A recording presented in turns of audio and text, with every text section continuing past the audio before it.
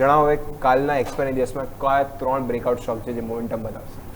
જે બિલકુલ અજય, તમે જો તો માર્કેટ 2 દિવસથી જે રીતે આપણને રિકવરી બતાવી રહ્યું છે, તો રિકવરીના મૂડ સાથે આજે પણ હું થોડુંક એક એક્સ્ટ્રા લઈને આવ્યો છે. એટલે 3ની સાથે આપણે 4 સ્ટોક્સ વાત કરીએ જેમાં સરસ બ્રેકઆઉટ છે અને એક પોઝિટિવ એક્શન પોસિબલ છે. પહેલો સ્ટોક છે ઓલા ઇલેક્ટ્રિક. કારણ કે તમે જો જે રીતે સ્ટોકમાં ડેઇલી વીકલી બંનેમાં બહુ જબરદસ્ત સેટઅપ છે. આ તમે પહેલાં જોઈ રહ્યા છો તો એ છે ડેઇલી ચાર્ટ. ડેઇલી ચાર્ટમાં જો તમે નજર કરો તો પરફેક્ટ રાઉન્ડ બોટમ ફોર્મેશન, તમે જો perfect round bottom formation complete થયું છે. 42 રૂપિયા લેવલ હતું કે તમે જો પહેલાં પણ આપણને એપ્રિલ મહિનામાં એક્ઝેક્ટલી 2 વખત સ્ટોક ત્યાંથી નીચે આવ્યો હતો. પછી તમે જો ફરીથી આપણને અહીંયા મે મહિનામાં પણ સ્ટોક એક્ઝેક્ટલી ત્યાંથી નીચે આવ્યો, પરંતુ જૂન મહિના પડી ગયા. અહીંયા તમે જો ફાઇનલી આજના દિવસે 10%ની બાયર સર્કિટમાં સ્ટોક લોક થયો છે. એ ચાન્સીસ મોમેન્ટમ આપણને સારી અપટેક બતાવી શકે. અને આ જ વસ્તુ વીકલીમાં આપણે નજર કરીએ. વીકલી ચાર્ટમાં તમે નજર કરો તો ઓલા ઇલેક્ટ્રિકનું જે સેટઅપ છે, કેટલાય ટાઈમ બાદ તમે જોશો ને તો 50 વેમાં, જેને કહેવાય 50 વીકલી એક્સપોનેન્શિયલ મૂવિંગ એવરેજ, તમે જો સ્ટોક એની ઉપર ક્લોઝ થવામાં એક બી વખત સફળ નહીં જો. અને હવે તમે જો તો 50 વેમાની ઉપર સ્ટોક ક્લોઝિંગ આપ્યું છે. બીજી વસ્તુ તમે જો 3 અઠવાડિયાથી higher high high low formation બનાવ્યું છે અને અહીંયા પણ હાયર ઉપર એક બિગ હેમર કેન્ડલ આપણને બનતી જોવા મળી છે, જે મોમેન્ટમ બતાવે છે. અને જે પેટર્ન પણ તમે જો તો એક્ઝેક્ટલી ફ્લેટ પેટર્ન બ્રેકઆઉટ પણ આપણને જોવા મળે છે. તો મલ્ટિપલ કન્ફર્મેશન થમ્સઅપ આપી રહ્યા છે કે ઓલા ઇલેક્ટ્રિકમાં ટેકનિકલી થોડી તેજી પોસિબલ છે. સેકન્ડ સ્ટોક્સ વાત કરીએ તો એ છે ફેડરલ બેંક. ફેડરલ બેંકે તમે જો મોમેન્ટમ બહુ સરસ અહીંયા જોવા મળે છે.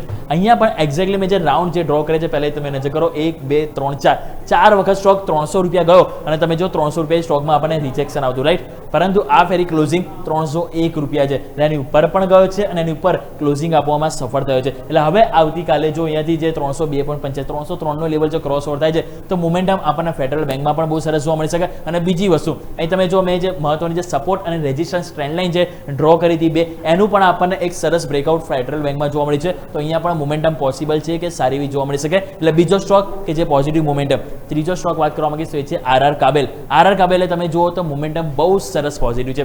અહીં તમે નજર કરશો તો છેલ્લા કેટલા ટાઈમ આખો મે મહિનો એક કન્સોલિડેશન રેન્જ રહી, રાઈટ. અને પછી ફાઇનલી એ જે રેન્જનું પણ બ્રેકઆઉટ આપણને જોવા મળે. અને સારી વસ્તુ એ કે આજે આખો દિવસ તમે જો ફૂલ બોડી કેન્ડલ મળી છે, એટલે કે બાઇંગ જોવા મળી છે અને હાયર ઉપર ક્લોઝિંગ છે, જે કોન્ફિડન્સ બતાવે છે કે સારી એવી તેજી હજુ પણ આપણને જોવા મળી શકે છે. એટલે અહીંયા પણ તમારે ધ્યાન રાખવું છે. અને લાસ્ટ સ્ટોક શું વાત કરવા માંગીશ તો છે ABDL, એટલે કે અલાઇડ બ્લેન્ડર્સ એન્ડ ડિસ્ટિલર્સ લિમિટેડ.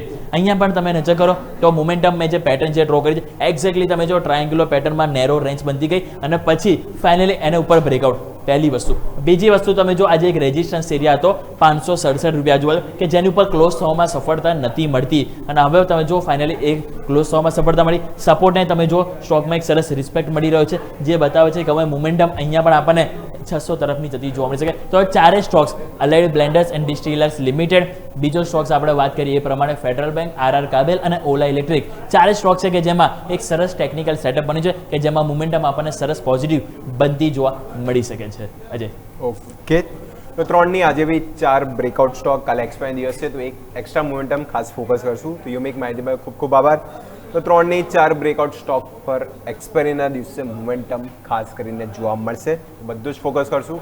તો માર્કેટ કેપિટલમાં ઘણું બધું સમજે. આઈટી સ્ટોકની થીમ ફરીથી જો લાલ નિશાનમાં જોવા મળી. સ્ટોક સ્પેસિફિક મોમેન્ટમ સમજ્યા. સેક્ટરમાં તો નો ડાઉટ મોમેન્ટમ હતી. અને ઇન્ડાઇસીસ હજી પણ રેન્જમાં કારોબાર કરી રહ્યા છે.